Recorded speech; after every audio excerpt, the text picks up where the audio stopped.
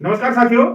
जैसा कि हम बार बार अपने इस कार्यक्रम के माध्यम से, अपने इन एपिसोड्स के माध्यम से आपको दिल्ली के शिक्षा विभाग और स्वास्थ्य विभाग के विषय में जानकारी दे रहे हैं। इसी क्रम में दिल्ली नगर निगम, जहां पिछले 15 साल से बीजेपी सत्ता में थी, वहां के विषय में भी आपको क्रमवार शिक्षा और स्वास्थ्य की बिगड़ी हालत के विषय में अवगत कराएंगे। आज हम दिल्ली नगर निगम के अंतर्गत आने वाले स्वामी दयानंद हॉस्पिटल का जिक्र करेंगे, जिसके अंतर्गत अनेक वैकेंसी डॉक्टर, नर्स, फार्मासिस्ट और अन्य स्टाफ की बहुत बड़ी संख्या में वैकेंसी है, जहां दिल्ली के लोग उम्मीद करते हैं कि वो एक सरकारी अस्पताल में इलाज के लिए जा रहे हैं, लेकिन ये हालात देखकर लगता नहीं कि वो सरकारी अस्पताल है। दिल्ली नगर निगम के अंतर्गत आने वाले ये अस्पताल मात्र नाम के लिए सरकारी अस्पताल दिखाई देते हैं, जबकि वास्तव में यदि देखा जाए तो ये सिर्फ प्राइवेट ठेकेदारों के नाम से चलने वाले अस्पताल बनकर रह गए हैं। इसमें मैं आपको क्रमवार जानकारी दूंगा कितनी खराब हालत है इन अस्पतालों की। यहां जाकर कोई भी व्यक्ति अपना इलाज कराकर कैसे संतुष्ट रह सकता है, कैसे उसका सही इलाज हो सकता है, यह आप इस जानकारी से अच्छी तरह समझ जाएंगे। यहां देखेंगे ग्रुप ए, इसके अंतर्गत 44 वैकेंसी है, जिसमें कॉन्ट्रैक्ट पे 14 वैकेंसी है और 15 खाली है। इसी ग्रुप ए में दूसरी कैटेगरी आती है जीडीएमओ, इसमें 60 पद हैं, 2 पद कॉन्ट्रैक्ट पे हैं, 14 पद खाली हैं। सीनियर रेजिडेंट 62 पद कॉन्ट्रैक्ट पे हैं। इस पे जूनियर रेजिडेंट 70 पद हैं और 70 पद कॉन्ट्रैक्ट पे हैं। आगे है ग्रुप बी, कुल 277 पद हैं, 47 पद कॉन्ट्रैक्ट पे हैं और 72 पद खाली हैं। 31 पद ये बी सिंह प्राइवेट कंपनी है, उसके थ्रू लिए गए हैं। ग्रुप सी में देखेंगे 198 पद हैं, 39 पद कॉन्ट्रैक्ट पे हैं और 60 पद खाली हैं।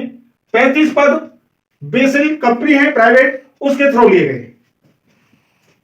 ग्रुप डी 252 पद, 8 पद कॉन्ट्रैक्ट बेसिस पे हैं और 154 पद खाली हैं। 3 पद बेसिल कंपनी है प्राइवेट, उसके थ्रू लिए गए। इसी के साथ बीएसएएस हॉस्पिटल आता है करावल नगर, मिनी हॉस्पिटल कह सकते हैं। स्वामी दयानंद हॉस्पिटल के जो एमएस हैं वही इसे ऑब्जर्व करते हैं। यहां की स्थिति देखेंगे 124 पद हैं, 18 पद कॉन्ट्रैक्ट बेसिस पे हैं और 74 पद इसमें खाली।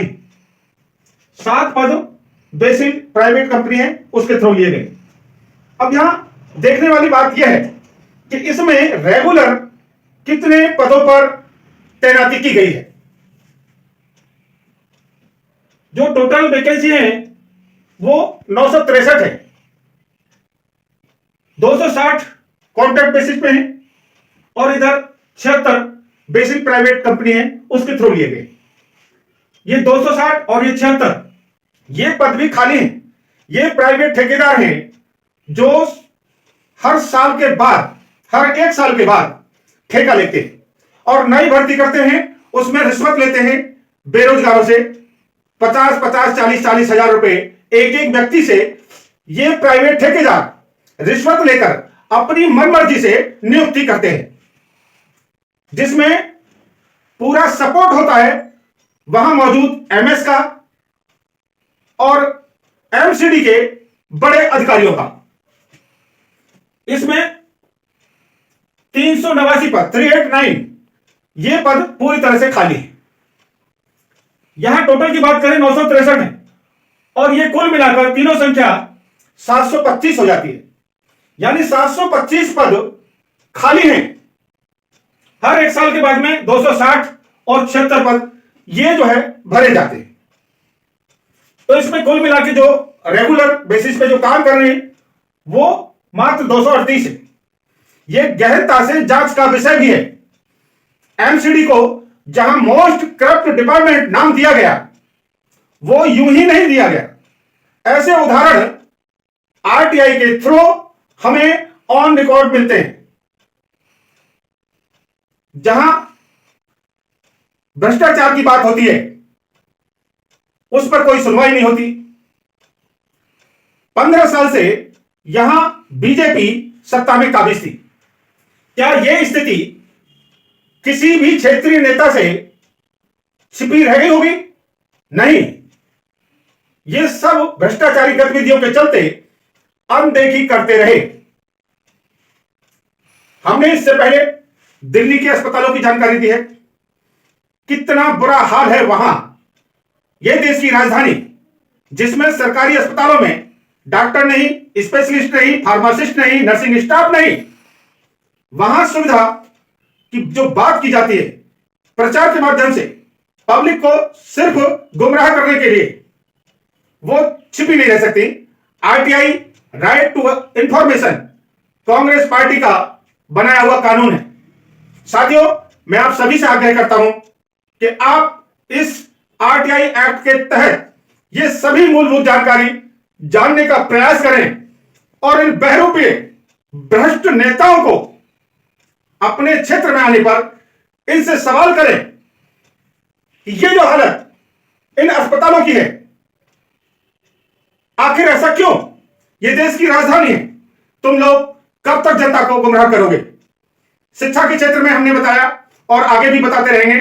पूरी दिल्ली से हमने एक एक विद्यालय की आरटीआई से जानकारी प्राप्त की है, जहां सरकार झूठे दावे करती है एजुकेशन और हेल्थ के मामले में, उसे हम एक एक व्यक्ति तक पहुंचाने का प्रयास करेंगे अपने इस कार्यक्रम के माध्यम से।